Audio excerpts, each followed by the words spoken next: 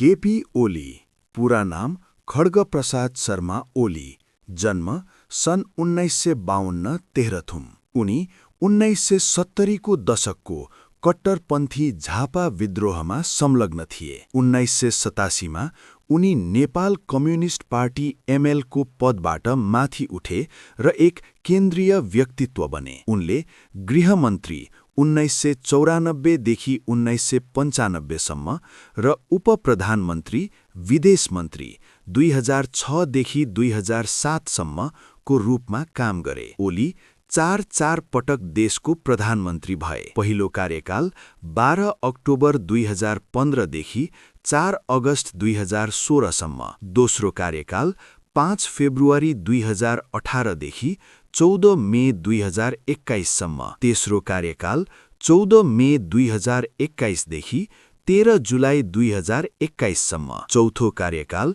15 जुलाई 2024 देखि 12 सेप्टेम्बर 2025 सम्म। र अब फेरि पनि प्रधानमन्त्री बन्छु भनेर चुनावमा उठ्नु भएको छ।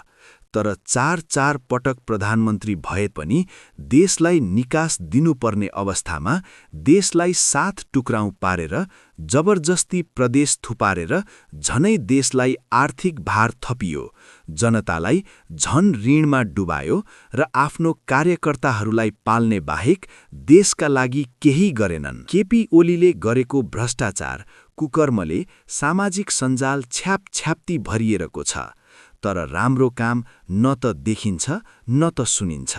बालेन, पूरा नाम बलेन्द्र शाह, जन्म 27 April 1990, Kathmandu. Shah civil engineering, rapper र राजनीतिज्ञ हुन्। शाहले +2 को अध्ययनको लागि VS निकेतन उच्च माध्यमिक विद्यालयमा अध्ययन गरे। उनले हिमालयन व्हाइट हाउस इन्टरनेसनल कलेजबाट सिभिल इन्जिनियरिङमा स्नातक डिग्री BE प्राप्त गरे। उनले भारतको कर्नाटक स्थित विश्वेश्वरैया टेक्नोलोजिकल युनिभर्सिटी VTUबाट स्ट्रक्चरल इन्जिनियरिङमा स्नातकोत्तर डिग्री MTech पनि प्राप्त गरे। शाहलाई पर्यटन र अर्थतन्त्रलाई प्रवर्धन गर्न नेवा सम्पदा संरचनाहरूको संरक्षण विषयमा काठमाडौँ विश्वविद्यालयबाट सिभिल इन्जिनियरिङमा PhD अध्ययनको लागि KU अनुसन्धानकर्ता फेलोशिप प्रदान गरिएको थियो। शाहले भ्रष्टाचार विरोधी, पारदर्शिता र जवाफदेहिताको मञ्चमा काठमाडौँको मेयरको लागि प्रचार गरे। 2022 को मेयर चुनावमा